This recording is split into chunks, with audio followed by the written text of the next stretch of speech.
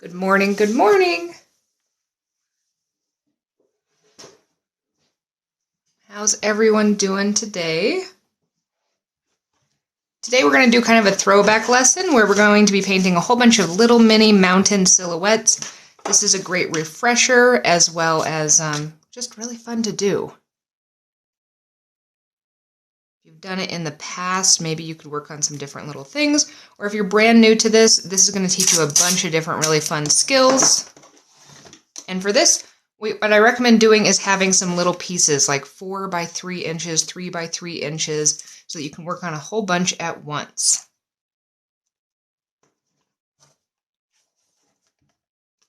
Also, Happy New Year. How did everyone celebrate last night?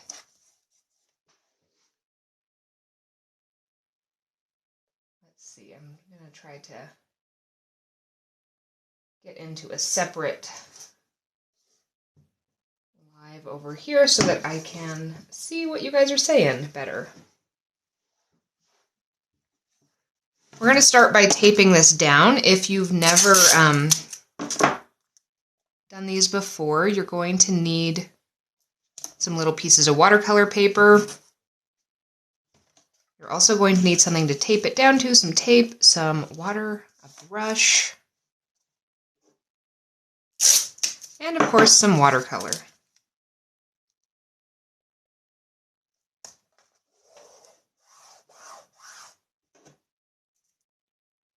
Oh good, I'm so glad you're here. Anybody do anything fun last night? We worked on a puzzle.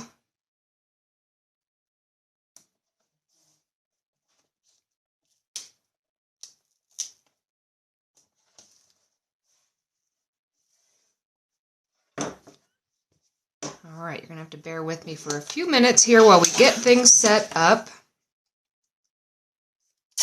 Let me know in the comments if this is anybody's first time doing watercolor or joining one of my classes. You cleaned your studio and got some projects started. I bet that was kind of nice and cathartic. Whenever I have a freshly cleaned studio, it feels like endless possibilities. That doesn't last long. You know, things get real messy, especially when you get excited about projects. First time for both. Oh, I'm so excited. So, for anybody who is brand new and joining my classes, this is a paint along with me session. So, I will explain to the very best of my abilities everything I'm doing, giving you tips and tricks, and keeping my eye on the comments in case you guys have specific questions so I can help troubleshoot. We typically paint quite a few different little paintings in my classes so that you've got a couple different chances to actually try some stuff out. And it's going to also allow us to work on a whole bunch of different things so that we can learn a bunch of different skills. And it gives you more chances for success. Today we're doing these little mini mountain silhouettes. Paper making, you can't keep things clean. Usually do classes on YouTube. Yeah, YouTube is a great resource for art classes, for sure. And when TikTok does save my lives, I do repost them to my YouTube channel, which is just under the same name. So this is just a plain masking tape. I do have a whole bunch more. Do you guys have any requests for a specific type of tape? Because yes, I've been testing tape like crazy. And so I was going to tape a few off in my notebook too, to do in there. So if you guys want me to use a different type of tape, let me know now. Yeah, this is just like generic masking tape. I also have blue painter's tape. I've got washi tape. I've got specific artist tape. I've got light adhesive masking tape. All right, so I'm going to tape these ones down here, and then I'm going to tape down a few more in here because I'm probably going to be painting about 10 different little paintings today, and you can choose to do as many or as few as you want. Just depending on what speed. You want some washi tape? Perfect. All right, you guys want to help me pick a pattern? So I do have, I've got two different versions too. This is like generic washi tape. We've got a couple different options for pattern here. And then this is the 3M washi tape. But yeah, there's some different fun patterns in here. We've got feathers, stars, some flowers, some paisley stuff, and then we've got a couple different options here. Happy New Year. So I've got some drafting tape too, but one of the purples. Should I do that? Let's do the holographic one in case hollow is on here. Oh, we got feathers too. All right, let's do these two together.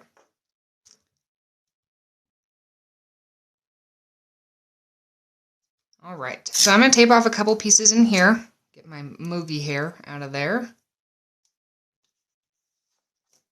I have not used this holographic tape yet. And I do like to use washi tape in my notebooks because they are not quite as sticky, but they give super nice clean lines.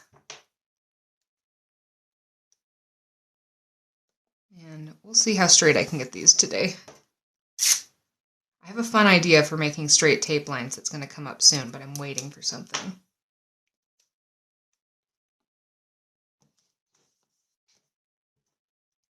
All right, so if anybody is brand new to watercolor, how you want to get your station set up is you're going to have what you're working on kind of in the middle, right in front of you.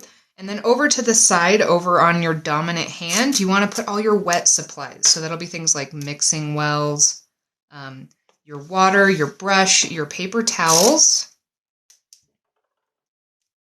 and any of your colors that you're going to be using. I'm going to demonstrate with this. We're actually going to be mixing up large quantities of color today. I'm going to do some of these where I mix up using pan paints, and some of them I'm going to mix up using tube paint so that you can see a little difference there as well. All right, let's get those pressed down. We are painting watercolor today. It's a watercolor class.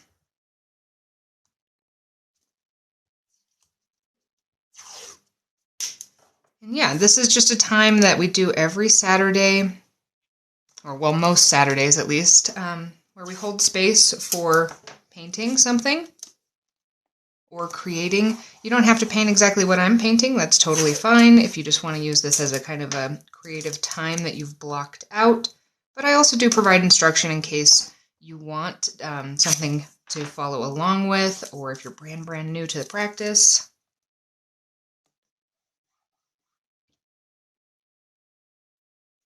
All right, where is the end to this tape? So I used to mainly use tube paints, but I've recently been switching over to using pan paints way more often. Ooh, this one is tearing. I can't get a solid one. What paints do you guys want me to use? For my tube paints, I will be using, unfortunately, most of these I can't find anymore because I used to really like this brand called Shinhan, and I can't find them anymore. Sometimes I use a little bit of the core. But as far as the pan paints, the sky is almost the limit. You guys can suggest almost any palette. I have most of them.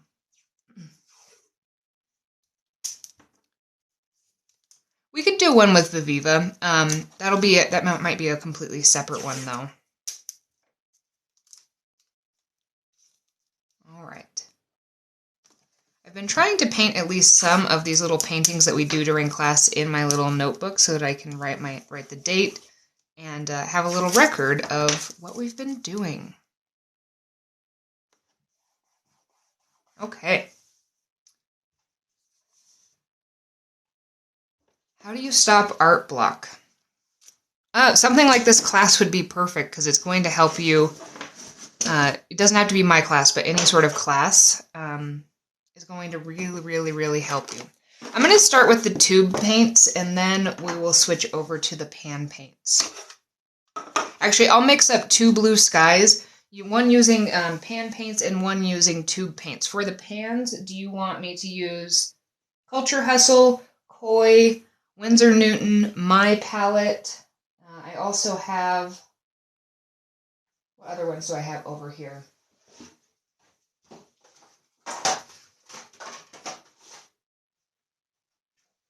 I have Faber-Castell too.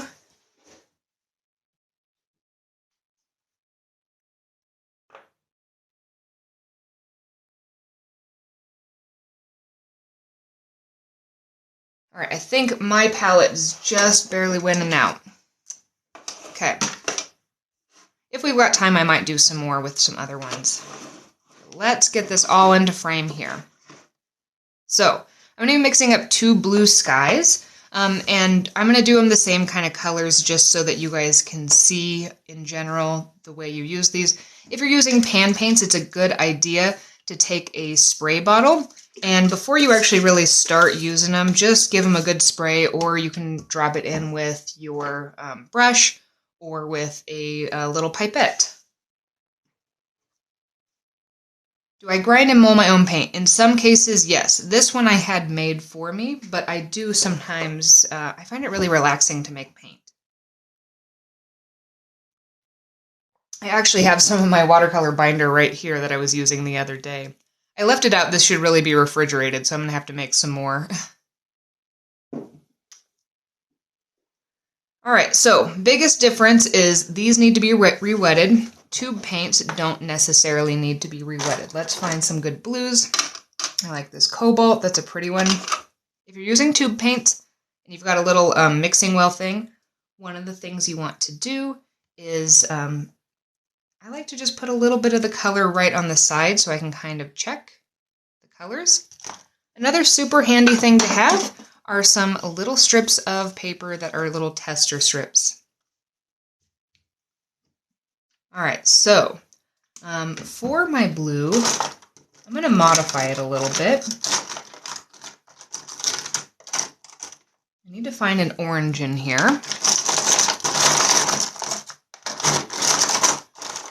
Hopefully I've got one. If not, I'll have to make one. Alright, it looks like I'm going to be making an orange. I'm going to do that using some lemon yellow and some opera pink.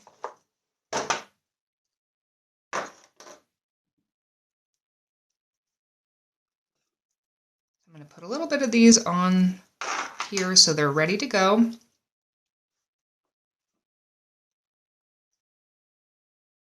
There's an orange in the bottom. Oh, yeah, there is this one here. There's also this one, but this one's more of a red, and as you can see, it has exploded. I don't know how you guys could see. I'm sitting right here, and yet you guys always see the colors that I'm missing. Okay, so let's start mixing up colors. I'm going to start with the tube paints because I'm going to let these sit for another second. I'm going to add a little more water. And we just want to cover the bottom of one of these wells, or if you're using smaller wells, you probably don't need quite as much. But we want to mix up enough color where we're going to be able to cover a few of these paintings. We don't want to run out of color. You can always let these colors dry in the little pans after the lesson, and then you can use them again. It's still in the box? Oh no. All right, I don't know which one you guys were seeing. I'm going to start. This is actually my travel brush. I made a big mistake last night when I was painting. I left my other brush out, and I had it was damp, and I had it sitting so that something was pressing up against it, and so now the tip is damaged because I let it dry, pushed up against something. So I'm gonna do some troubleshooting and see if I can revive it. But for now, I'm going to use this one here. Just starting by with a damp brush, grabbing some of that color, putting it into the bristles, and then really combining it with that water here. Now, a few things. If you're using a round brush like me, hot water to repair. So is my palette plastic? This is metal here, and then the little tubs are technically plastic, but this is metal. Hot water repair, boiling water. Okay, great tips. Yeah, I'm going to do a little bit of troubleshooting. Anyways, if you're using a round brush, they actually kind of suck in a lot of pigment and a lot of water, and they hold it in the center here. So when you are mixing your colors and washing your brushes, you want to really spread all of the bristles apart so that you can get what's in between all those bristles out and mixed in. Then another really good tip is the having the tester strips, because when you're mixing up colors, you're going to think, oh, that's a dark blue. I don't want it to be that blue. Well, when we actually apply it to the paper, as you can see, this has got some sprays of some other stuff on it. It's a lot lighter. So this is going to help us actually gauge the actual color of what we're mixing up.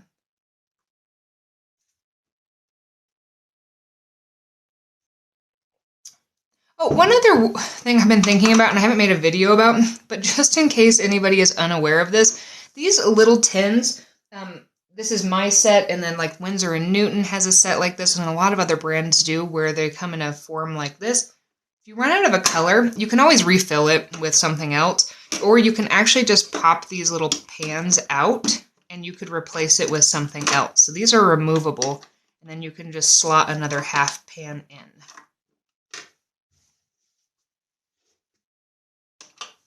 All right, so I'm going to add in a little bit more blue. Let's get back on track here. I get very easily distracted by the comments sometimes. And let's just try to make this a little bit darker. In general, when I'm mixing up a color, so this is cobalt blue. If anybody has that, you can use that. But when I'm mixing up colors in these classes, you can use them just kind of as a guideline and go for whatever colors you prefer.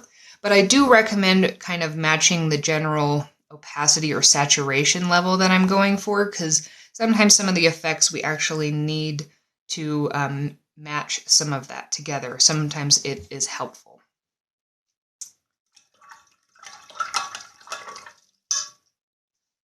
All right, so what we're going to do next on this color, this is a really nice blue color, but one thing I like to do, and I like to mention this in my lessons, is muting a color can be super powerful. You don't have to do this step, but if you take a look at the color wheel, the opposite or complement colors are how you mute colors down without adding something like a black. And so I typically like to do this for my skies, because even though sometimes skies are super duper blue, they're usually not quite as blue as a single pigment here. You wish more palettes had whole pans. You know, I don't have any palettes that have whole pans. And my classes are sometimes available. It just depends on if TikTok records them. There's been some recording errors. It seems like they might have gotten that fixed, but I'm hesitant to say absolutely yes. All right. Anyways, so the complementary color, if you look on the opposite side of the color wheel for blue, is an orange. And you don't want much. If you put a whole bunch of orange into this blue to mute it, you're actually going to make kind of a grayish brown type color. But if you add in just a teeny tiny amount, then you're going to be able to actually mute this color down just a little bit. And it'll change the temperature just a little bit. It'll darken it a little bit, and it will just make it into a slightly different color. I think I might take mine just a little bit more. It's better to sneak up on a color than way overpass it, because you can always add more pigment. It's a little harder to take it out.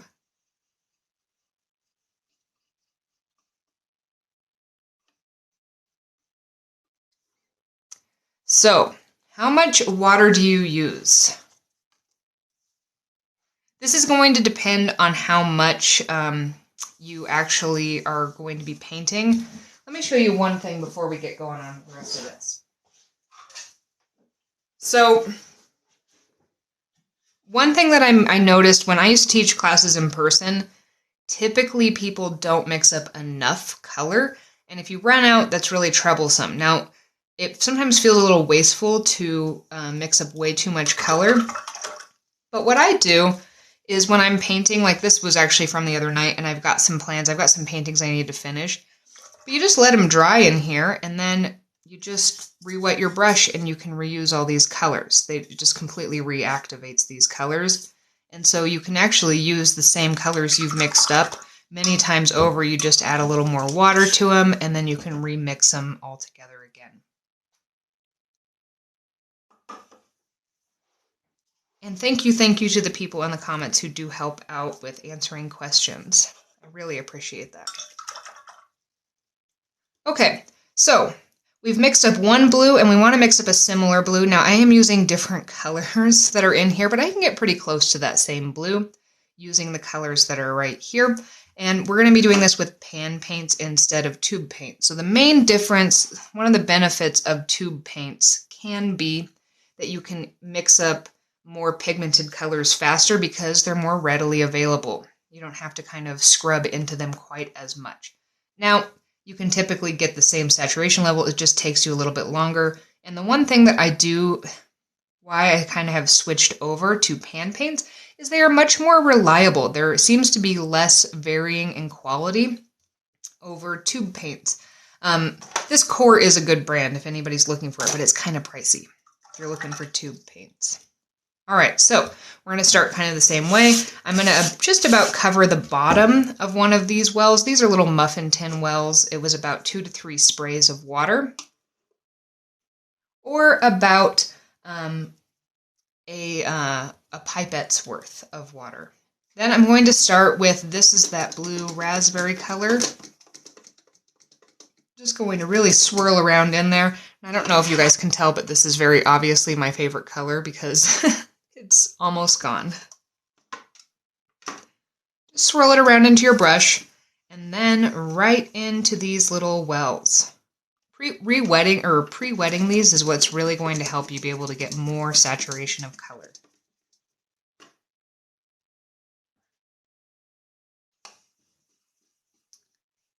Let's see, where did I get my wells? So actually these Michaels ones, most of the time they're like $2.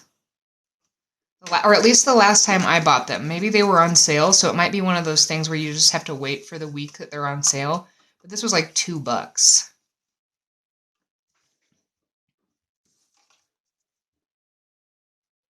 All right, so again, you want a little tester strip. So this is my starting point. Now, one thing to notice about this blue color, this blue raspberry color that we've started with, I like this one because of the vibrancy of the color, but this does tend to lean a little bit more towards the green side. And so if we were thinking about doing the complementary trick on this one, we need to go for more of a red leaning orange than just a straight orange that's got more yellow in it, because it's going to turn a little more green. Now, the good news is that the orange that's in this palette is actually a little more similar to something like a vermilion. And that's kind of the color you want to go for. So one thing that is really tricky about doing this is finding how much of that color you've picked up in your brush. So one thing I like to do is I pick it up with my brush and then I kind of wipe it off on my palette. You could wipe it off over here. And that's going to reduce the amount of that's in your brush, and then you're going to be able to pick up a little bit more at a time in order to add this in, because we don't want to add in too much if we're trying to mute this. You don't have to. Your Michaels is, the equivalent would be kind of like a phthalo blue. Yes, my blue nails are back. I tried something different for the holiday, and I was joking with Andrea, because I understand some of my content hasn't been fabulous lately, but my views have definitely been down. And I was joking with her that it was my blue nail, or that my blue nails were gone. And she was like, "There's no way." And then I got 2 comments being like, "Where'd your blue nails go?" It's just, who knows if that really what it was, but it was kind of making us laugh. All right, I'm just adding in little bits of this at a time in order to not overshoot this, but I am trying to mute this blue color just a little bit. We started about here, and we're still, I can see a little difference, but it's still a little ways away. So this brush is my Wonder Brush, but it's the travel version of it. So actually this one you can just take on the go with you because it's a little container. All right, so I've got that about there. By the way, the nail color is called Royal Hue. It's by Sally Hansen.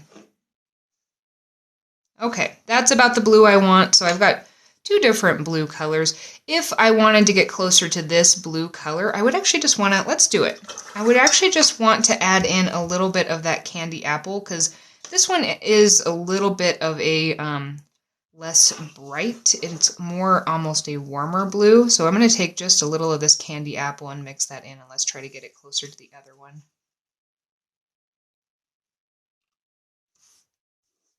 Now, one thing I am avoiding doing is adding in technically that blueberry muffin. I love, love, love that color, but I want to do some nice thin washes, and that blueberry muffin is a little more granulating than some of these other colors. So I'm intentionally avoiding adding that into this because I don't really want the granulating effects quite as much.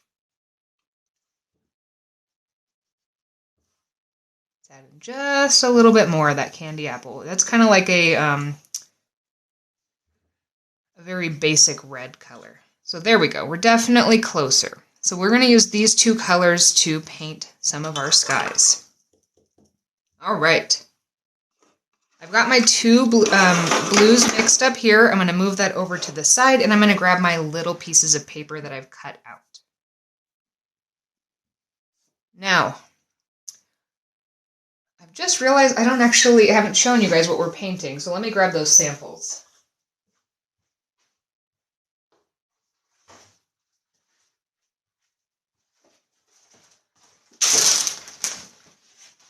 We're not painting any of these specifically, but we've got a whole bunch of different little options. We're painting these little mountain silhouettes where we're going to be learning how to do some lifting, how to do some flat washes, how to do some layering. And you're either going to want to have a hairdryer in order to move on to the next stages. We can also do them in different colors. Or you're going to want to work on a couple of these. That's part of the reason why I work on a few, is that it's going to enable me to let some of these dry while we're working on other ones. So notice how when I added in the color onto these little tester strips here, how we're getting some of these areas where it dries weird, even though I just put a solid color over it. This is called a watercolor background, and essentially what happens is when the amount of water and color is applied different, or it sits on the paper, it dries at different intervals. So this top part here dried faster than this bottom part, and then all that pigment kind of rushes up to the borders. So in order to get a nice flat wash of something, we actually need to be a little bit more methodical in how we place down our pigment. And my favorite way to do this, there are some other ways to do this where you pre-wet and then you can just use a wash brush, but it's harder to get the saturation level. And I find this to be a little bit faster because you just need one layer instead of multiple layers. You want to do one with the water? Okay, we'll start one with the water. So we're working with transparent colors here. So we actually need to kind of make a plan. Our sky is going to go all the way underneath where any of our mountains are. So for this one, let's stop our sky about 2/3 of the way down. And I'm going to be doing this one with, here, I'm going to mark, this one's going to be with tube paints.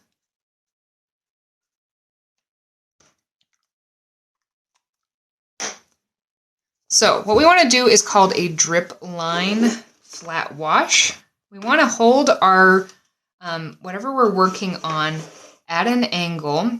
So this is about a 45-degree angle. And then I'm going to fill my brush up with this water mixture color solution. And I'm going to make a line straight across the page. Well, it's not straight, but across the page. And notice because we're holding at an angle, it's going to form a drip line. Then I just refill my brush and pull this down. Sometimes it's a little hard for me to get a good steady work surface if I'm trying to show you guys everything in the same frame, but we're going to work on it. Another thing I'm doing here that's not the best thing to do is have my hand resting on some of these other things, because I could potentially put some oils for my hands in them. But all you do is, until you get to the place where you want to stop this wash, you're just going to hold this at an angle, refill your brush with that color. You don't want to run out of it. And then once you get to the bottom of where it is, you want to tap your brush off and just suck up that extra water. And that's going to give us a nice flat wash of color that's going to stay nice and even. And then for the water, in every single layer, we're going to be doing, this is going to be a really good brushwork exercise because we want to use the very tip of the brush. We want to be very gentle, and we want to reflect some of the colors just a little bit within the foreground. And err on the side of too little because we're going to be adding in more and more colors a few more times. Okay, so we've got our background for our first one. And then let's just do the same thing. We're going to do a direct comparison on these first two of the pan paints versus the tube paints, keeping in mind that the colors are going to vary a little bit because we are working with a slightly different set of colors. Yes, this is my travel one. From the Philippines, it's 2 a.m., my goodness. Yes, masking tape to tape these down. You can use all sorts of tape. They make specialty tape for things like this, but it is more pricey.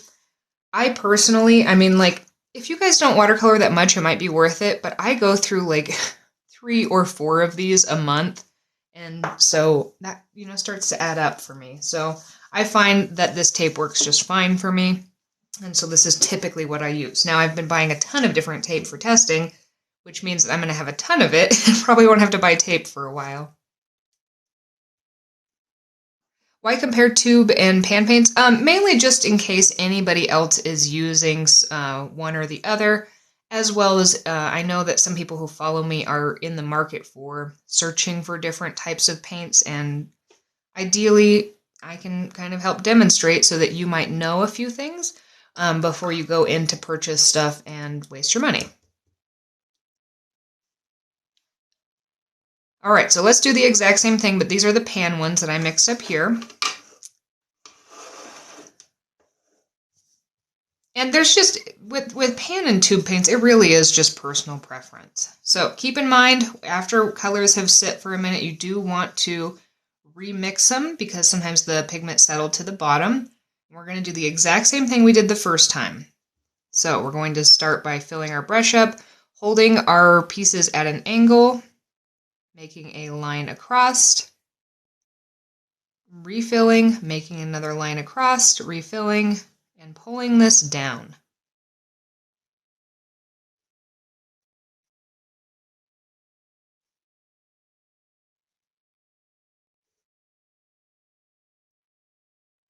I got a little moogie hair there, and we could try to grab that now, but one thing I recommend if you do get a hair, if you've got a pet, I usually just leave it. It might settle a little bit around there, but it's going to be better than if I were to try to grab it now, because I'm going to be kind of messing with that drying time. I'm going to be removing some of that pigment. I'm going to be adding a little bit more, and I could get a big bloom right in there. So you got to be a little careful, a little calculated if you do get a little pet hair. Again, I sucked up that extra there, and then I'm going to put a few of these little lines. This is going to be great brush control exercise if you've got a nice round brush that's got a good tip. One thing you can do to try to get finer lines, let me find a little tester strip here. If I have my brush way overloaded with water, it's going to be a little bit harder to get really fine lines.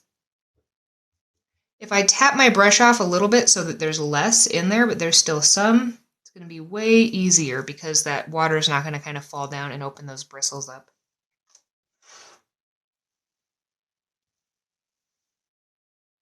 The 10 brush. Yeah, this one is actually the 12. I tend to prefer the, it wasn't that bad before. Now I'm trying to grab it, and you know how it is when you try to grab those hairs. You got to move them around. And now I've got even more disturbances there. So So the travel one I have, oh yes, I'm sorry. It is a size 10. I'm painting with one I got when I had samples made. Whoops, my bad. Do I have the 10 down here? I don't know if I have the 10 down here. Yes. Thank you, Rare Hollow. You're keeping me on track. All right, so let's kick this up a notch. Using these same colors, let's learn how to lift out some of these clouds, though. So, one of my favorite ways to lift clouds, we're going to do a couple different ways, is we're actually going to want to take either a rag, a sponge, but my favorite way is a paper towel that I then scrunch like this. And I'm just going to tear off the edge here because I want these natural fibers exposed. Yes, Rare Hollow will be operating my brain for the rest of the class because apparently I am not firing on all cylinders. It's the new year. We're starting off well. Okay, so what we want to do if we want to add some clouds into our sky, and let's make this one go all the way down to the bottom, or I'm going to. If you wanted to have more water, you could stop yours early too. But I'm going to start by filling my brush up with either one of these will work just fine. I'm going to start by doing the exact same thing we did. We do want to work a little bit faster here. Because we want this to stay nice and wet.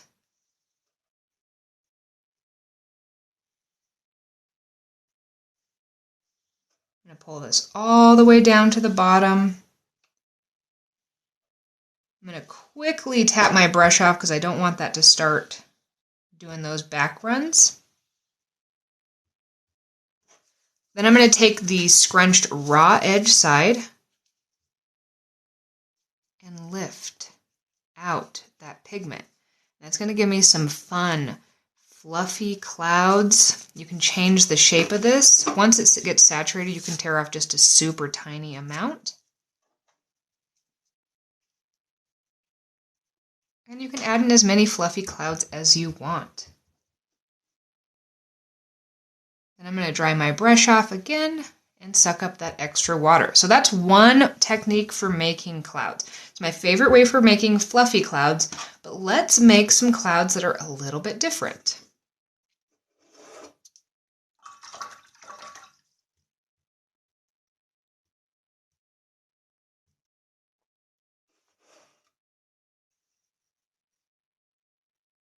All right, so this one, I'm going to do this one in the upper right-hand corner.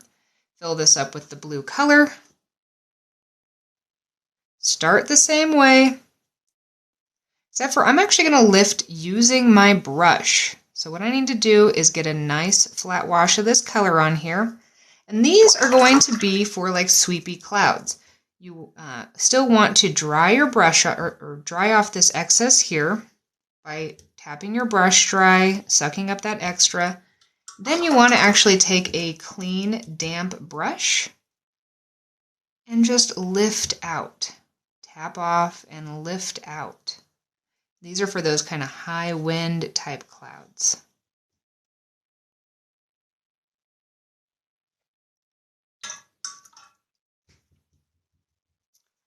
I'm going to suck up any extra here kind of as I go along as well so it doesn't sit there for too long. And you do want to stop doing this before things get too dry or you're going to get some of these, I'm going to be introducing some of those backgrounds. So you can see I've actually overworked this just a little bit, but it can sometimes have some pretty interesting effects. All right, I'm going to stop while I'm still slightly ahead here.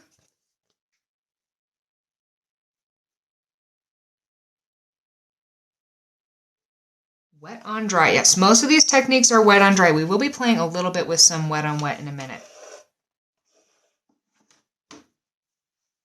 And yeah, so we're getting some interesting things here because I messed with this a little bit too much, and so I introduced a little too much water, but it is giving some interesting separation that I actually really like. Your clouds do not need to look how my clouds look. We're going to actually be able to kind of tell a story with the mountains that we're going to paint. Your paint won't do that. It won't lift. Are you using watercolor or...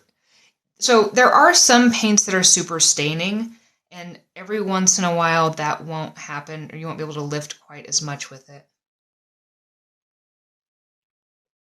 Somebody asked earlier about art block, and one of the best ways that I didn't mention earlier is to actually play with your paints. And part of the reason why that's really good is because you're going to learn things like it's not lifting, which is going to help you make certain decisions. And then you might think, oh, well, that's really interesting, because what if I put this color down that doesn't lift, and then I put some of this other color, and then I lifted because that one does lift off. What could I do with that? It might spark some ideas.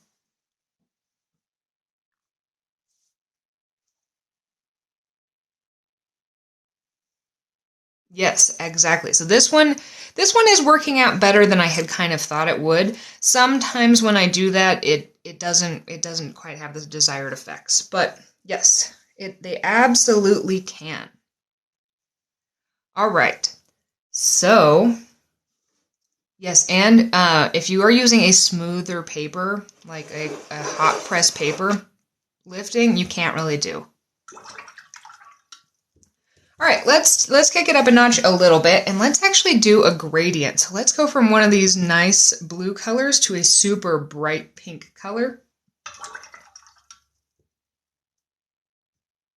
And I have some of this opera pink that I put out on here.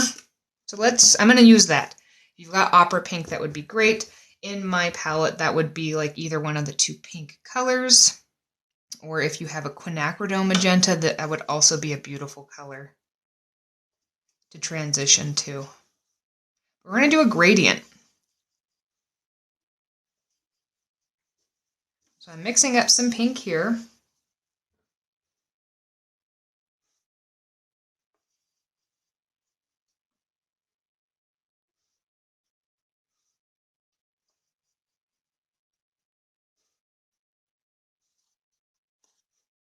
Maybe just a little bit more.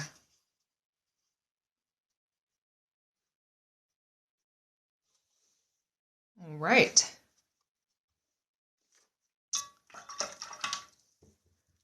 Good news on this is, even though if you've never done a gradient before, you might be a little intimidated, but you technically already know how to do it if you know how to do the drip line technique that we've been practicing. All we're going to do is we're going to start with a little bit of the blue. We're going to make about 2 lines down, 1 to 2, with this drip line. Then we're going to slowly start dipping in. You don't want to completely replace everything in your brush right away.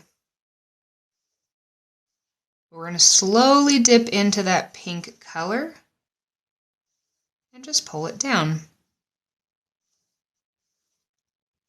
And that's going to give us a nice gradient. Quinacridone, it's a color. Let me see if I can grab it from my little pot here.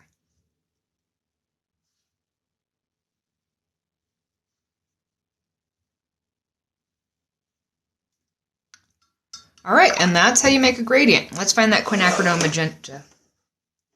The other thing is when you are letting these dry, it is better to keep them kind of at an angle. That will reduce any extra blooming if you're worried about that.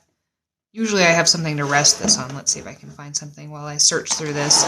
All right, let's see if I can find the Quinacridone Magenta that I have in here, and it is one of the core ones, so I'm sure you guys will find it. Oh, I found it. Ha! I win. And this is just a color. And I'll put a little on the palette so you can see what the color looks like.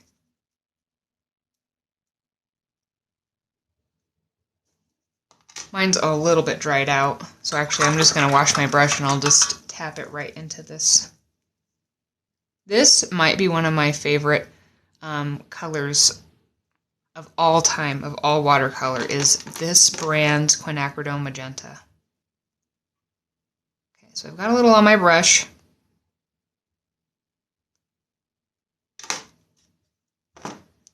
And here's the color. It's this just beautiful rosy pink type color. I just think it's beautiful. It looks a lot lighter on camera. It has a little more depth to it in person. So, you're not totally wrong. The Viviva one, well, not that you thought you were wrong at all. But yes, the magenta, you're right. This is very similar to the Viviva one. I might be partial to the core one too, because when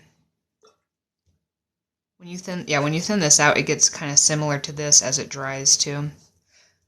I do love this magenta as well, but I might be a little partial to the core one because it was the first Quinacridone Magenta I ever used.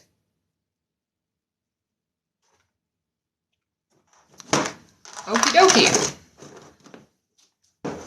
So, I am going to revisit these first two paintings here now. We're going to do some other stuff in a little bit too. We're going to play with a little wet on wet because I have some ones in my notebook I want to do. But I do know some people might not want to stay for the entirety of this, and you might want to pop out after a little bit. So we want dry layers, so you only want to do this next part if your layers are dry. If they're not dry yet, you can use a hairdryer, dry them off. Mine are pretty well dry because I've been talking a lot and we've worked on a few other things. I'm going to do a couple things. On this one here, I'm going to show you how to do some troubleshooting. Because notice how we have that little area that I had to remove the hair from. I'm going to show you how you can kind of disguise that a little bit. I'm going to be lifting some clouds out of it, so I want to prep my little paper towel here. And I kind of want to change the color. Let's layer a gradient on top of this, and then let's lift some clouds out. You do acrylic painting? Oh, how fun! Yeah, so this is, I'm glad that you're here. This is watercolor. I also do some acrylic painting. I don't really teach it, though, because I don't feel like I know how to explain what I'm doing there.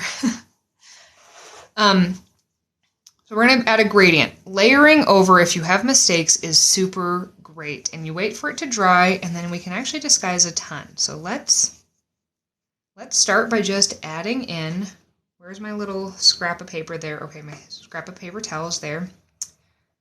I'm going to just start with the same way. We are going to be adding more color on, so it is going to darken this a little bit. And I'm going to transition over to this color.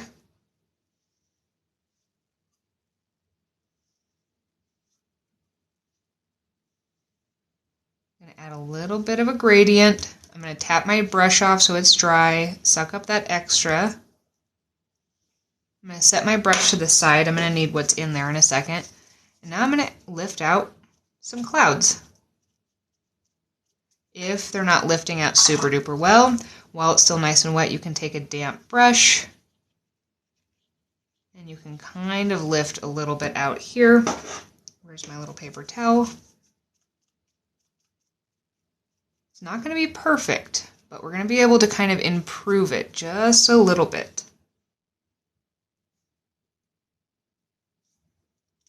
Now I'm going to take a little bit of these two colors and mix them a little bit together because I want to reflect a little bit of this into that water again. Not too much, just a little bit.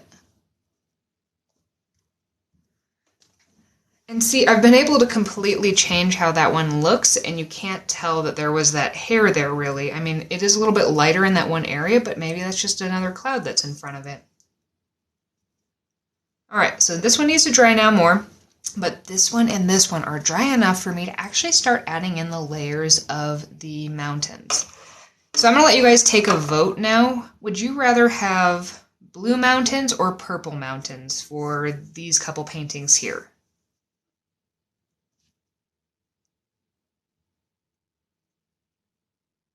Let me know in the comments, blue or purple.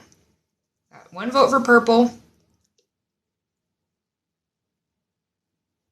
I'm thinking purple is going to win. We've got a couple blues, but we mainly have purples so far.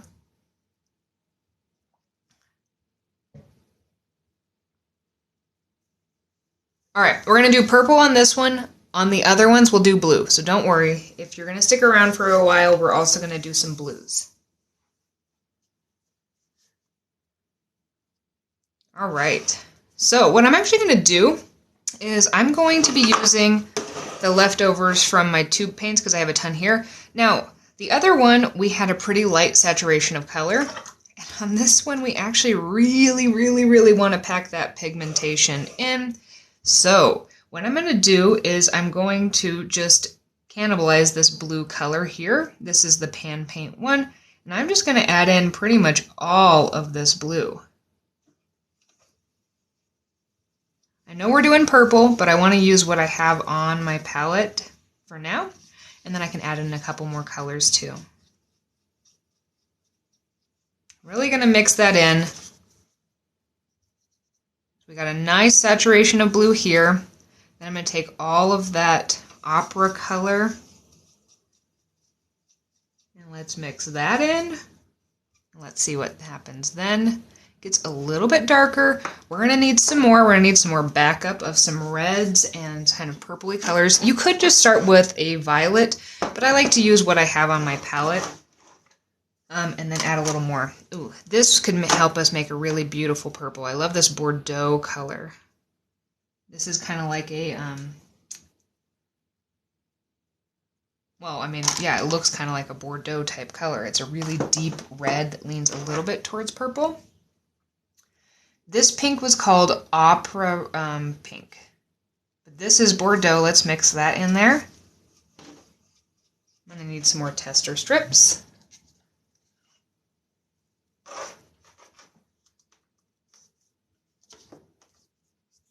My paint is called Unicorn Food. So I added in just a little bit. Oh, that's a gorgeous blue color.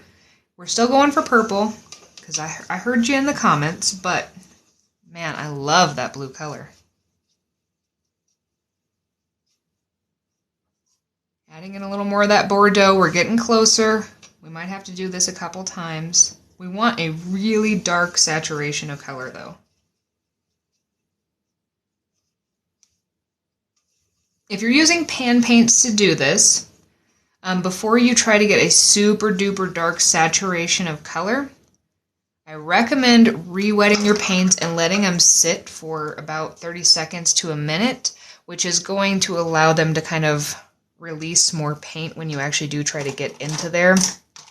I need more of that Bordeaux. This is the one benefit I find with tube paints, is that it's just a lot faster to get to the color saturation if you're trying to get super duper saturated. Doesn't mean you can't do it with pan paints. It's just going to take you a little bit longer.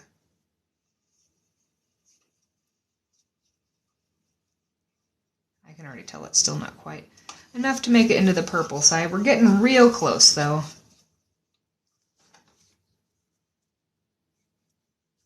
Ooh, yeah, that's a pretty purple. What do you guys think about that? Should I keep it like this, or should I make it more towards the reddish side? This is showing up more blue on screen. This looks way more purple, at least in my, more red. Okay, I'm going to add in some more red. Especially since it doesn't look like it's showing up as well.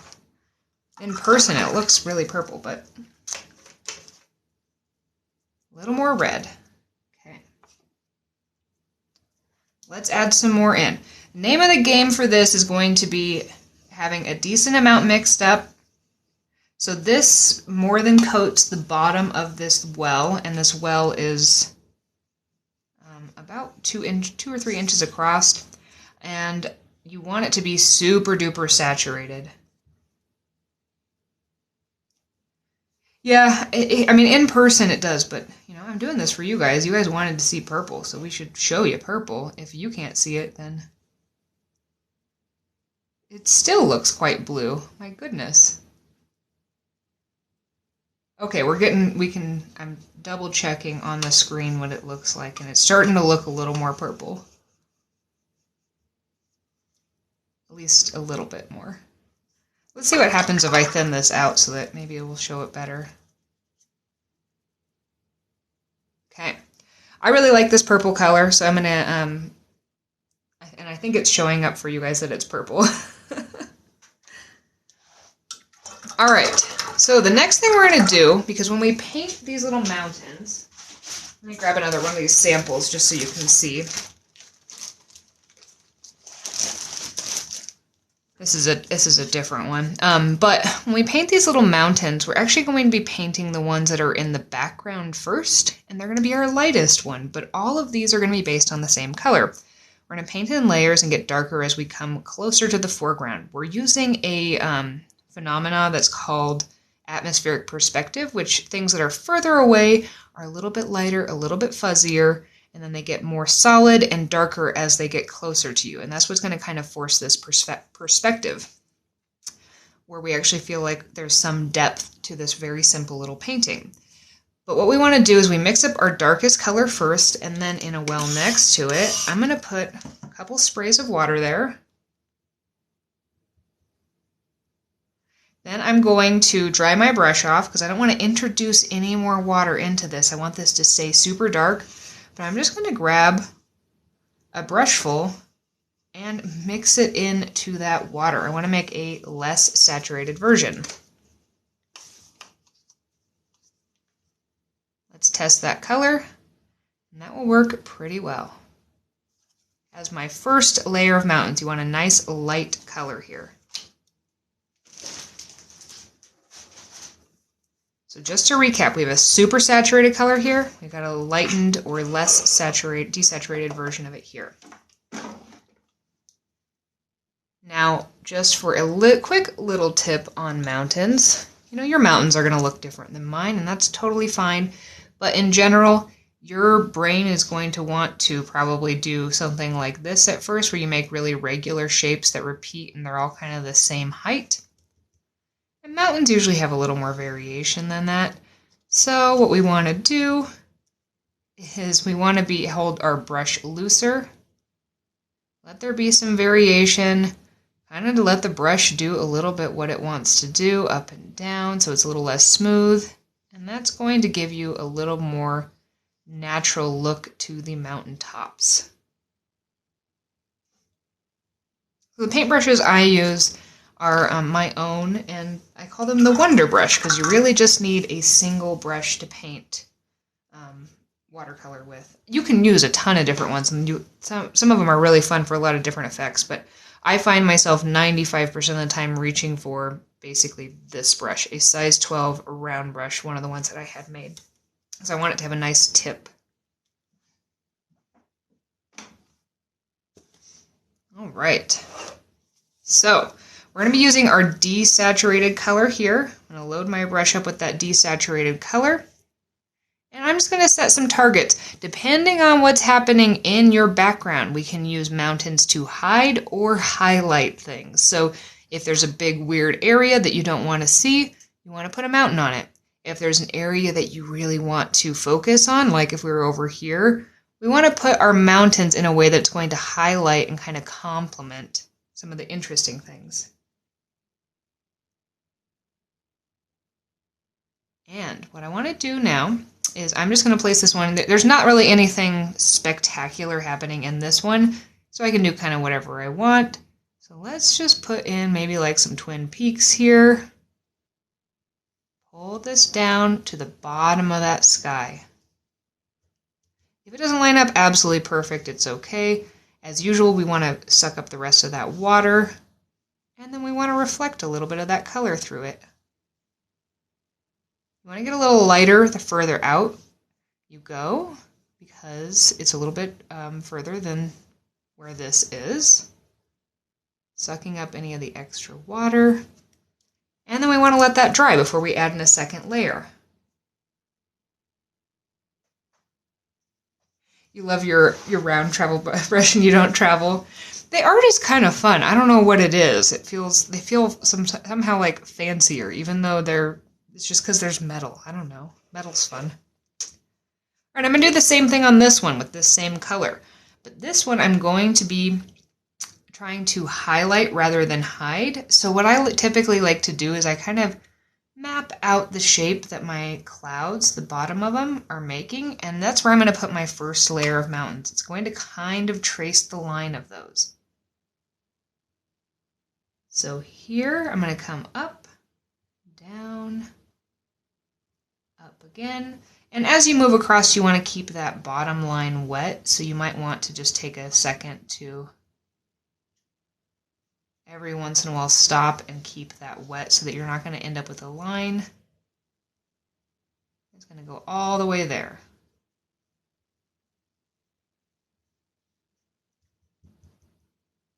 And then suck up that extra water.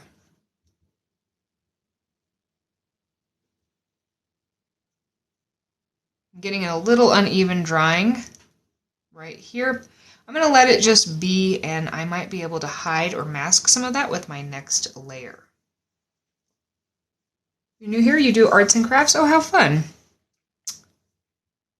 Same. I think, well, I imagine most people in this live are fellow arts and crafts enthusiasts. And let's do the same thing over here. I don't really like this area, so I'm going to make sure I put something over it. But I like pretty much everything else that's happening, so I'm going to just start with it being tall there. And let's bring that down. Suck up the extra water at the bottom. All right, I've got another time for you guys to vote. I can either work with this one as it is. There's that weird drying area here. I could put mountains on it.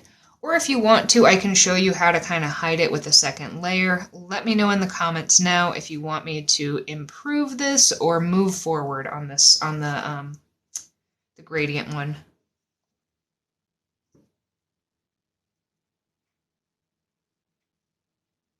Hide. All right. Yes, let's do it.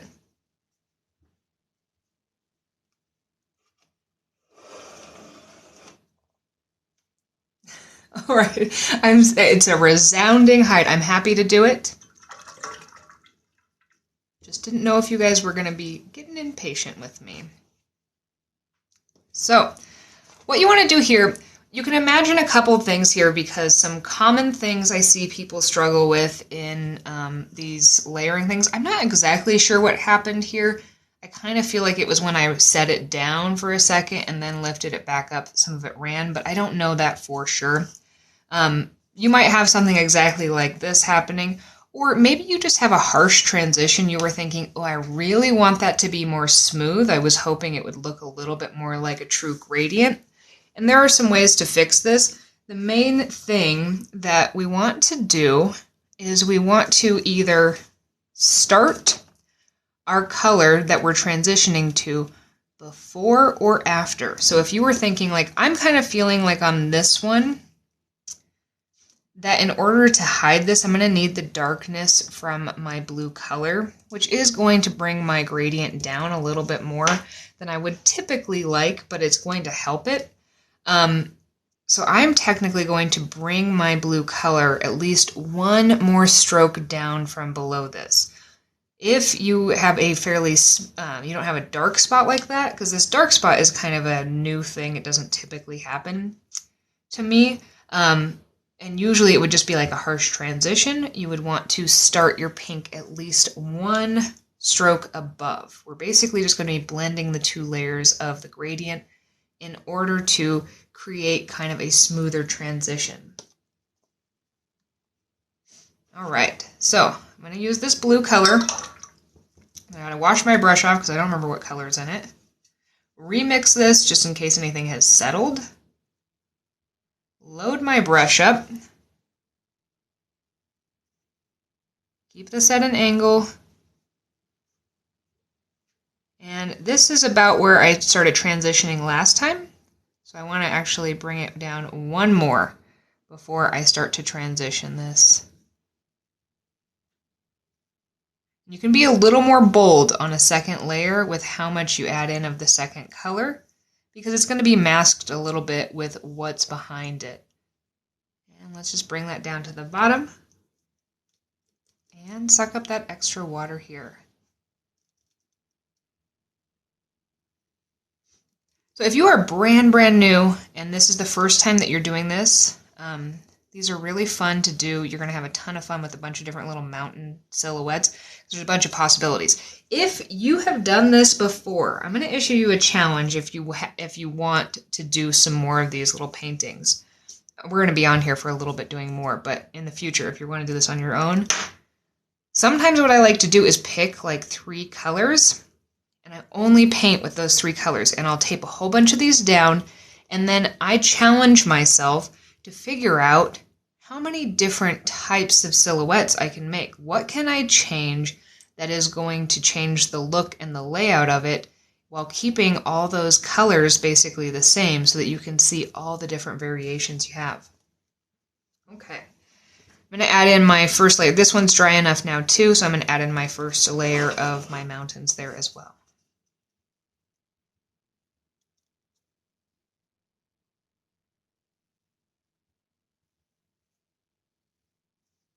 And when you have the water ones, you do want to make sure you suck up the extra, and then you want to add in a little bit of that color into the foreground to show the reflections of those colors.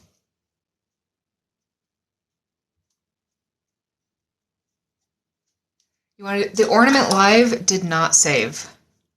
Unfortunately, there was about a month where TikTok, there was like errors and it would just say error did not save. So that was actually pan paints on this one. No, it was a mixture of pan paints and tube paints. And then the tube paints are what I am using the mountains.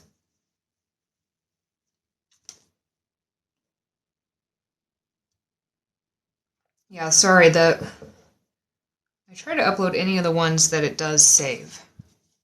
Okay. So the next things we need to do is we do want to, anytime you're doing a layer of mountains, you do need to make sure the layer underneath it is dry. We have a couple interesting things happening here. This one is fairly smooth. There were some differences here in how it dried, but not so much that once I put a second layer on pretty much anywhere, you're not going to be able to tell. But for sure, on this one and this one, I really didn't work fast enough in kind of keeping those the same. I should have treated it more like a drip line technique, but I didn't.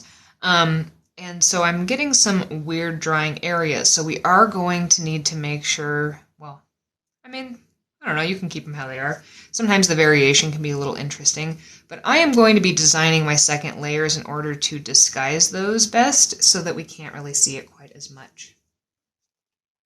But we do need them to dry, and I still need to do my first layer on this one, and I also need it to dry. Okay. But while we're waiting for those things to dry, I can give you a couple other tips. When you're thinking about making mountains, so here's my little like mock mountains I made earlier.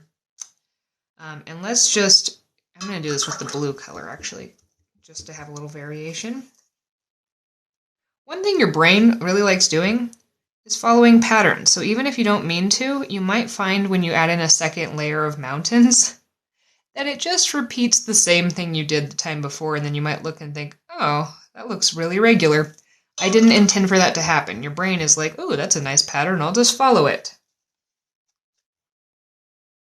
But one thing you can do in order to combat your brain's natural urge to do this is a couple things. One, you can work in the opposite direction of what is natural. Like, so if it feels really natural for you to work from left to right, then maybe work from right to left. Or you can also just start with a difference. So rather than going up right away, maybe just start by going down. And then even if you copy the rest of it, it's still going to look pretty different.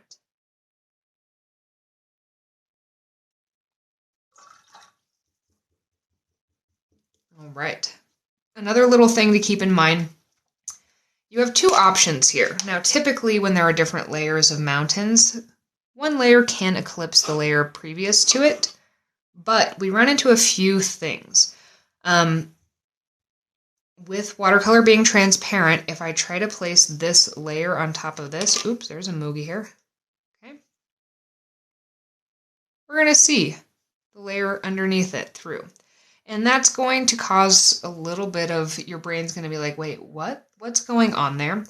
So you can either just pretend like you live in a little world, or this is a little snapshot in which that does not happen. It doesn't eclipse the previous layer. Or if you are moving kind of fast, you can try to scrub a little bit along those lines, which is going to hide it. You don't want to over scrub. That's a super light scrub on the paper. and it will help you kind of hide that transition underneath it. You're probably going to get some weird drying areas, but that is a way to do that. Question is, does this work only with little papers? Technically, no.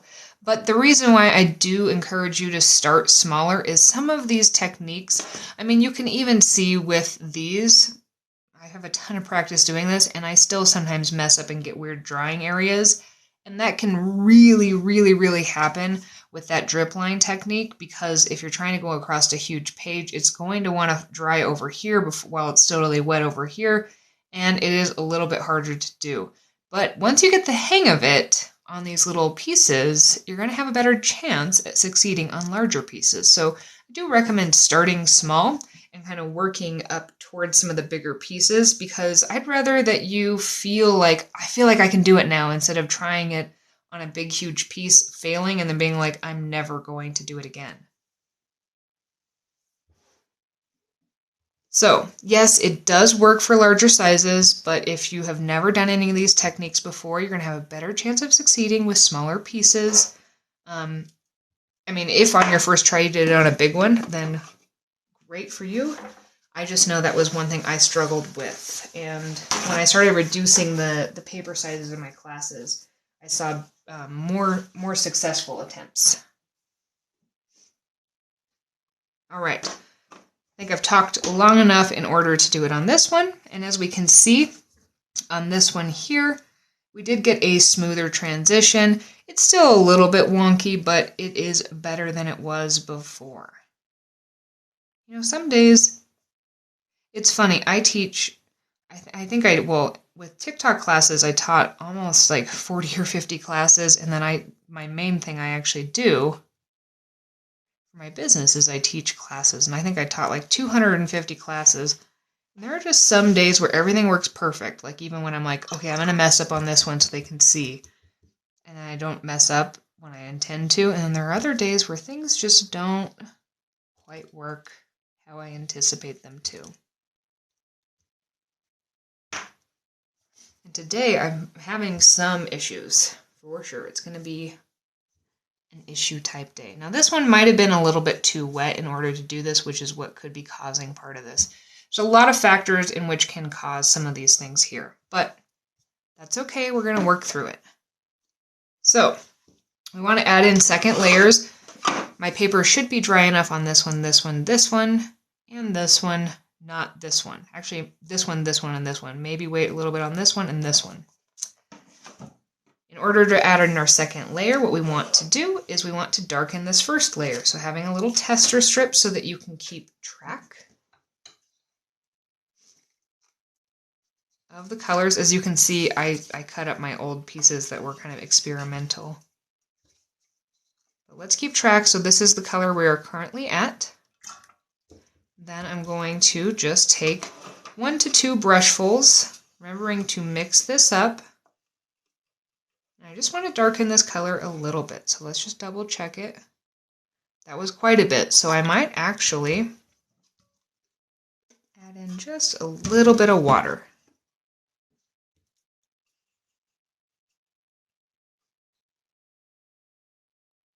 There we go, that's more what I wanted to go as far as the step.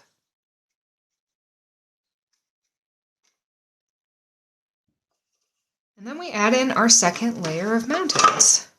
If you're doing the water one, don't forget to add in that layer. And I'm going to start by working in the opposite direction, as well as just differing one thing right away so that it's different. I need to refill my brush because I'm starting to run out of color here. You want to touch lightly. When you are layering, you kind of just want to lay it down. If you drag your brush across too much, you can actually kind of like lift some of the pigment from the previous layer at the same time. And let's add in this one here too.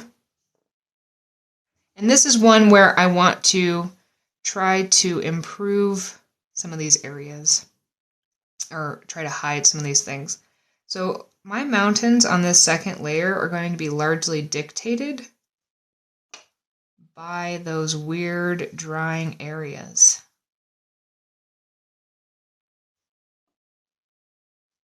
To try to improve the general look. Ooh. All right, so what I just did there was I added more water in. And now in order to make sure that it dries evenly, I'm going to have to add in that same amount of water over there. And then I'm going to suck this up.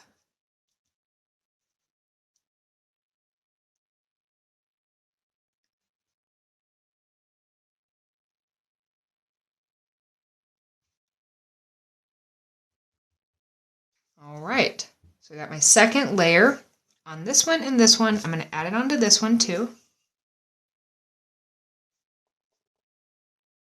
And again, this is another one where it was a little bit wonky. So let's try to kind of disguise that. Have a lot of the color in your brush. Dry it off at the very bottom, suck up that extra water.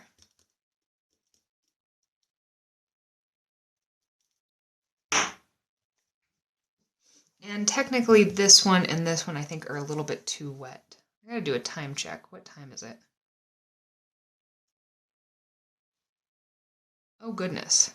Okay.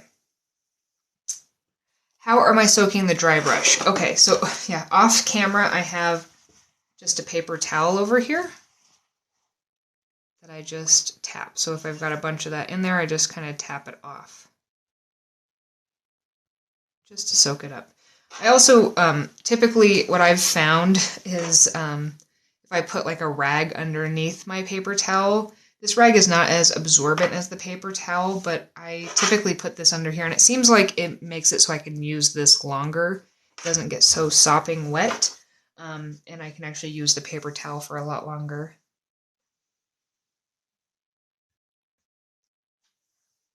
All right. So unfortunately, I actually thought we were going to be able to do some other little paintings, and I don't know if we're going to have time today because it's already 12:15 and we still haven't finished these ones.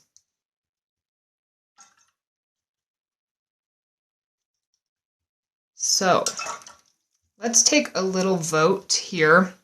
Do you want me to finish off these mountains and just finish these little paintings today in class, or do you want me to leave these as they are, and it's basically the same thing. You just darken the color in each layer and then kind of put them in. And would you rather I left these as it was and then showed you how to do some sunset type things in my notebook so that you could see how to do some different skies? Or do you want me to finish these and then maybe we could actually do another live even possibly tomorrow to show some sunset things?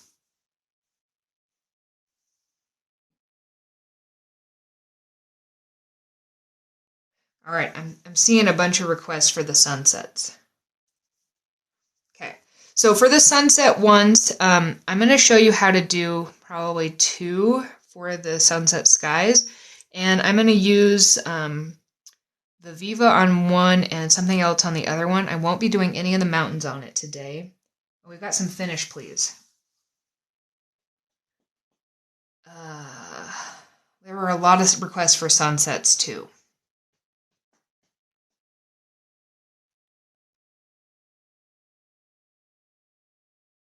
Shoot, what am I going to do?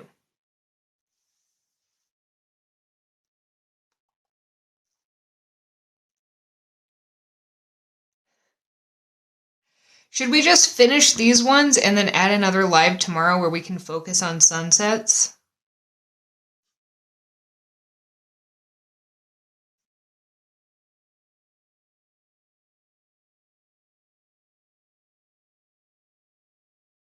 All right, I'm going to put another live on for tomorrow, and if you can join me, that would be great. And let's just finish these ones off as they are here, just so that we kind of get a nice sense of completion, and that will also make it so that when I post this live, it's a full lesson, and, well, hopefully, if it saves. And then tomorrow, let's jump on and let's just start the new year fresh with, yeah, we'll do sunsets tomorrow. It's super fun. All right. I didn't have that quite planned, but I don't have anything I'm doing tomorrow, so let me write myself a note. It'll be at the same time. This seems to work pretty well for people even in Europe, this time frame, so I'm going to try to do it about the same time. Okay, so we need to add our second layers on these two. We have hummed and hawed around a little bit here, so we're going to have time. This will also enable us to, we can play with drawing some trees too. I'm going to add my second layer here. Again, I'm going to start with a difference.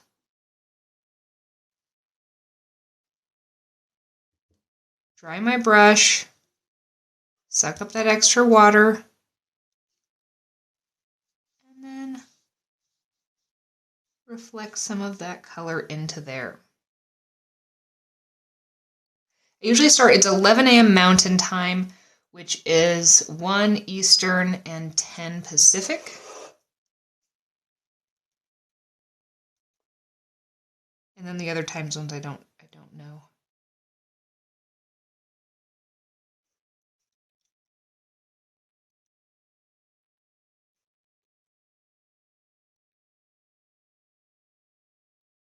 Suck up that extra water there.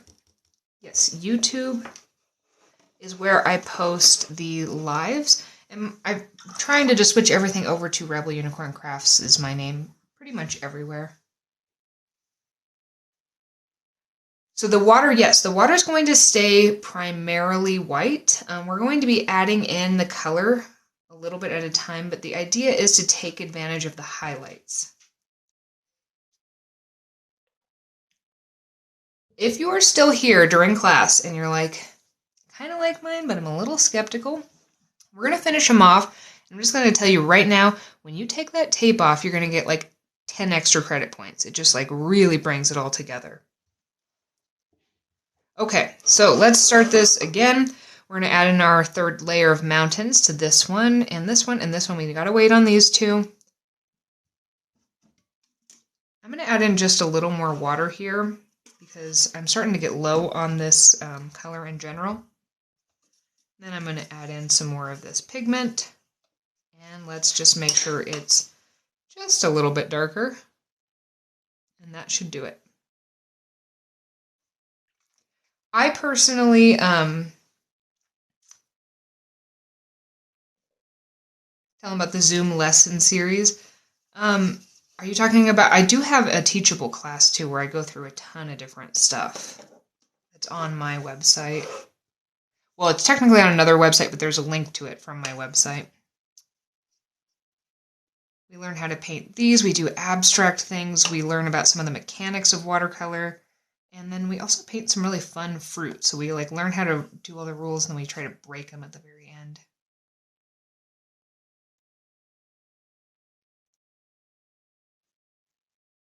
All right, so I've darkened my color. Then there is this third one here, third layer. You can add as many layers of mountains as you want. You could technically stop at 2 or 3. You might want more. Bring that down. I'm going to suck up that extra water here, and I'm going to reflect that again into the water.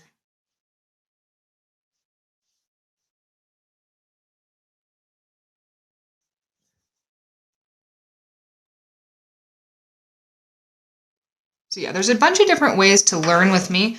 I do lives typically just once a week on Saturdays. But I also do have an online class that you can sign up for that does pretty much everything. And then I have some little one-off lessons on YouTube. And I am going to be, okay, before I talk about that last thing, notice here how there wasn't much difference here. We can do a little Operation Rescue. You don't want to just add in some more color right here because it's going to dry different there. You actually want to add it over the entire area you just added. You want to be light with your brush because otherwise you're going to be scraping off some color while you're also adding it. But one of my goals for this year, I love doing the lives, and I'm not going to stop doing lives on TikTok, but one thing that I do miss is when I teach classes for like, I do it for business groups basically, and we get on something like a Google Meet, and then that way I can see what they're painting. They can ask me questions a little bit easier, and it's smaller group learning. So one thing I want to do is figure out ways for us to do some smaller group learning, or at least have that as an option, because I know everybody learns a little bit different.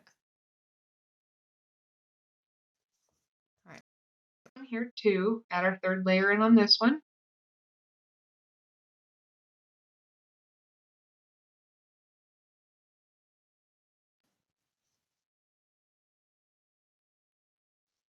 You can add in as many layers. You just darken as you go. Use your mountains to hide or highlight.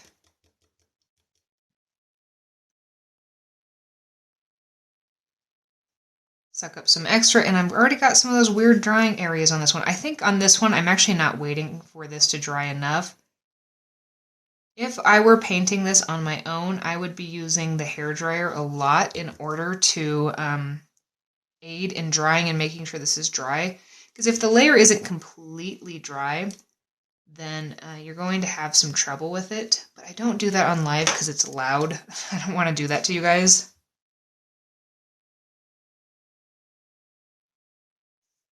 You're going to use the Smoky Mountains as a reference today. Oh, that's fun. So I actually do sell little sets of these on my website, and I used to sell them on Etsy, and I had somebody contact me, and they did like a custom set, and it was all of the different places that their husband had done these hikes. It was for his birthday, I think. And that was so fun. I got to look up so many different reference photos for different things, but I did some for the Smoky Mountains too. For her. Many people use a hairdryer online. Oh, I really try not to. I mean, part of the reason I don't is the noise. There's another part too, is not everybody has a hairdryer, so I want to show you what it's like without it. I'm going to add my third layer on now.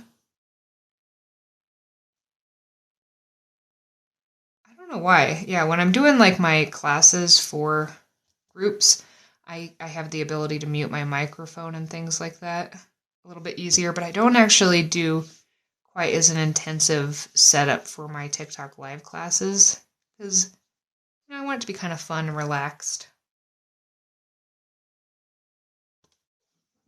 Maybe I got some finger oils on it, possibly. All right, let's do another layer on this one. Okay, the darker your colors get, the harder it is going to get a really nice wash of that color. And the more layers you put on, it's definitely possible, but you do need to be careful how you're laying these down, because when you get a whole bunch of pigment on there, it's going to be really easy to kind of pick up pigment too.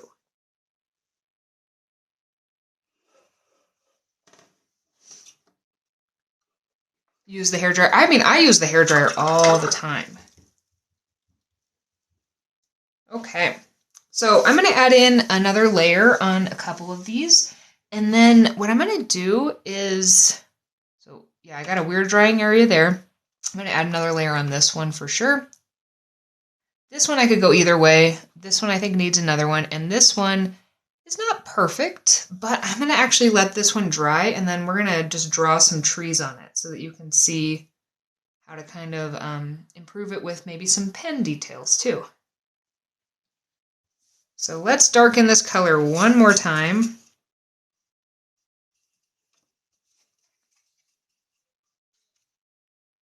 Double check it. You could technically just switch over to the really dark color.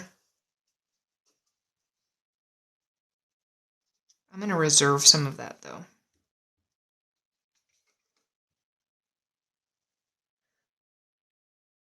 How many cards do I sell in a set? You know, I haven't sold any cards really. I just made them just to kind of show you guys what they are. Oh, also, I keep meaning to mention this. I was maybe going to make a video, but let's just do it here. I have like 30-something cards I painted. I don't know what I'm going to do with them. If anybody would like to receive a hand-painted watercolor card from me, go on my website, fill out the form, and just tell me your address, and I'll send you a card. Because I don't know what to do with them. I do have some cards that I have, that I'm going to list on my website that are based on some of my paintings, my acrylic paintings, but... Alright, I'm going to add in a third layer here on a couple of these. And again, this is probably a little bit too wet, but we're going for it. We're just going to go for it. Yeah, absolutely. I only have about 30, so... Or maybe I only have... How many do I have? I've got around 30, I think. So it'll kind of be a first come, first serve if anybody does it. Somebody left me a comment saying that it would really mean a lot to get a card from me. I told them to send me their information. They didn't, so... If that is you that left that comment, I was serious.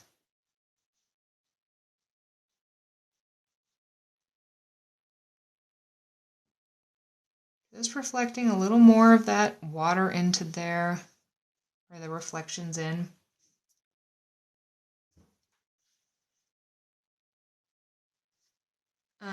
Can't find the form. There's not a form for it specifically. If you fill in any contact form, though, it all goes to the same inbox in my website. So I think there's one at the bottom. There was one on the main page. And then there's another question, about drying it off. I just tap it dry on a paper towel, and that allows me to then suck up the extra water. This one's drying a little weird. I'm just going to do a little operation save on this one. We can go a little bit off book the darker we go because some of this changes a little bit as we move down.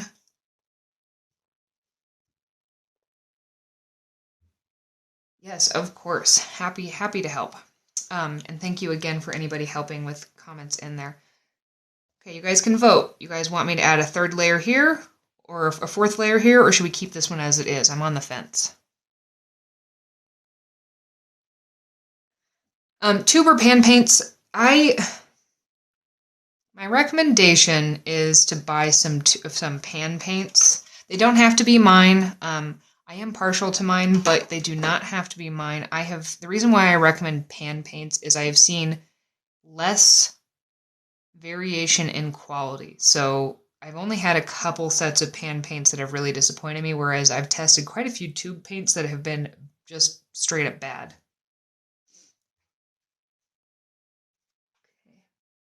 We've got every other one. Keep, then fourth, then keep, then add another layer.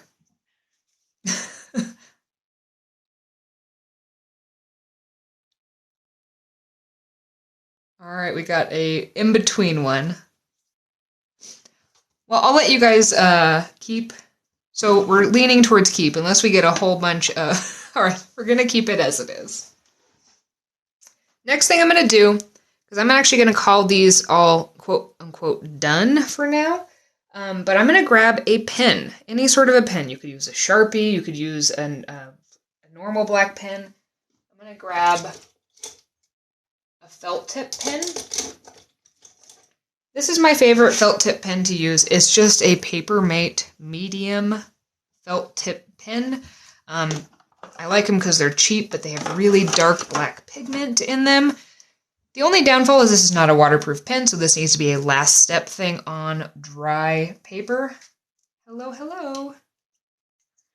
I just want to show you how much little trees can really add to this. So the way I draw my trees, if you're like, hey, this is a watercolor class, not a drawing class, it's okay, because if you can make a line, you can tap the brush, and you can squiggle, you're going to be able to do this.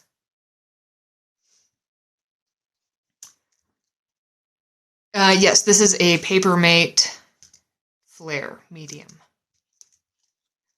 So the way I do my trees is I simply make a line. Then for those top little boughs, I just tap the brush to the top part just a few times, and then I just squiggle down and outwards. It's going to look a little bit strange because I'm trying to hold this here so you guys can see. The main difference, if you're like, mine aren't looking like that, one, that's okay. Maybe you're trying to make different trees than me. But the main thing I see people do is they try to over-control this, and they also use a really regular scribble like this. If you actually were to zoom in on my scribble, it would kind of look like cursive written over and over and over itself. If you were to kind of magnify it, it loops and swoops. It has harsh edges and not. And it's really, really varied as far as the shapes. We want to mimic nature. I'm going to bring, if anybody is prone to motion sickness, look away for just a second because I'm about to move my camera down so we can get closer on this one. Okay, ready? 1, 2, 3. Ooh, and that made a funny noise too. Perfect. All right, so I'm going to add some trees onto this. This painting is okay. It is fine. I like it, but it's not doing a lot for me. So one of the things I want to do is sometimes by adding the trees in, it can just bring a lot to it. Okay, question is, why ink rather than watercolor? A couple reasons. One, because watercolor, even with a black, a lot of times you can still see through them. And what I'm kind of trying to go for when I add these in is I'm imagining I'm standing here and the sun is somewhere on the other side. And so I'm really just seeing the shadows of the trees. I also just really like the contrast between something that's dark and solid like ink. And it's just kind of fun to play with mixed media stuff. So I personally have a few different reasons. You could definitely do this with watercolor too. But it won't be as dark or quite as opaque. But what I'm going to do here is I just start by determining where the trunks of my trees are going to be. Then I tap at the very top and just squiggle down. Keep in mind, nature is super duper natural. So if you have a little gap, that's lovely. Maybe that's where a little squirrel sits, or a bird. Maybe there was high winds and part of the branch blew down.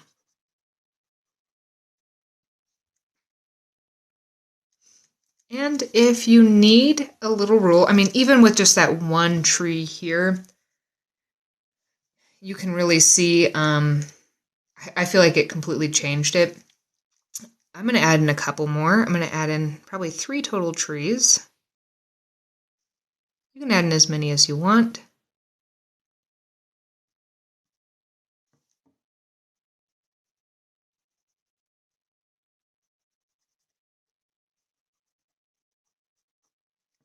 And let's do one more. But one art rule that if you like art rules are, I welcome you to break them, but the eye tends to like things in odd numbers. So try adding in 1, 3, 5. With a little practice, it is pretty effortless. And then let's take this off. If anybody is worried, I probably will rip some of this paper. I'm going to be careful. I'm going to try not to. Usually what I would do again is I would use the hairdryer to release the adhesive, but again, I don't personally like to put that noise because this is supposed to kind of be a nice relaxing time for you guys. And I'm going to take this off. Because we have finished today's lesson, I just want to reveal all these so you can see all the end results and see how much different they look when you actually do remove this. And while we're doing this, I just want to say, so I'm from Colorado, and I have been just absolutely heartbroken seeing the devastation. It's about 50 miles away from where I live, and I'm really sorry to anyone who has been impacted by that. If for some reason anybody here has, and you need a little watercolor gift, reach out to me. Maybe I can help you. It's like nothing I've ever seen here. So if anybody is being impacted by that, I am so sorry. You're from Tennessee. yeah, I mean, I had a couple people reach out to me, and they were really concerned, and I was like, why are you so worried? And then I finally looked it up, and because, yeah, usually I live in a city, you know, or town. I don't live in the mountains, and usually it's the mountains that are impacted, and that was absolutely incredible.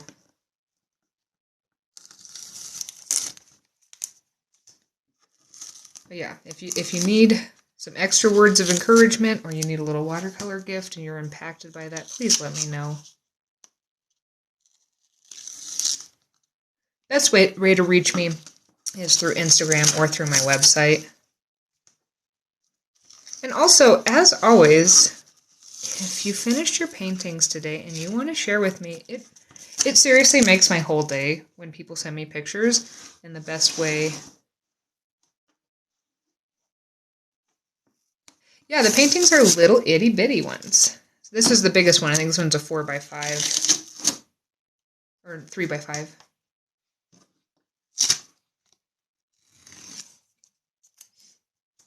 Northwest Wyoming.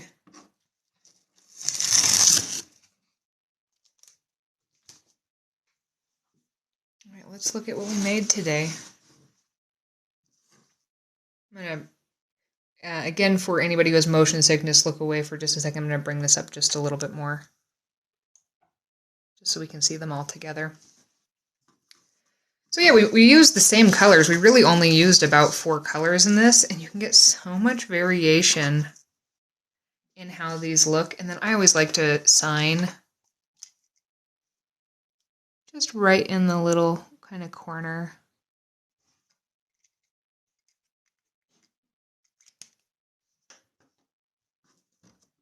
I think this one might be my favorite one.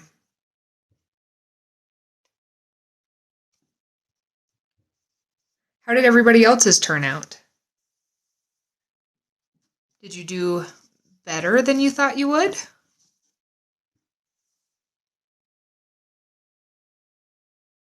Oh my gosh.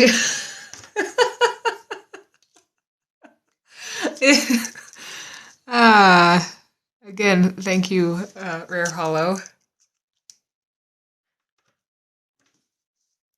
22. Welcome to the new year.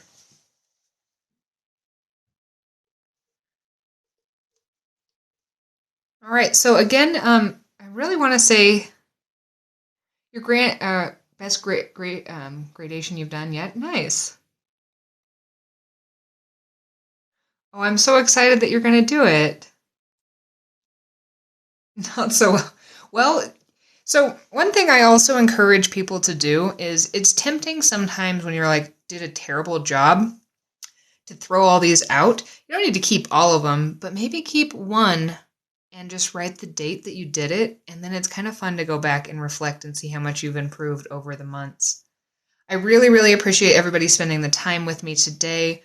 And I hope that you have a wonderful rest of your day. After this, I will be, I'll schedule and you can register for tomorrow's live, since apparently we're going to do another live together and we're going to do some sunsets.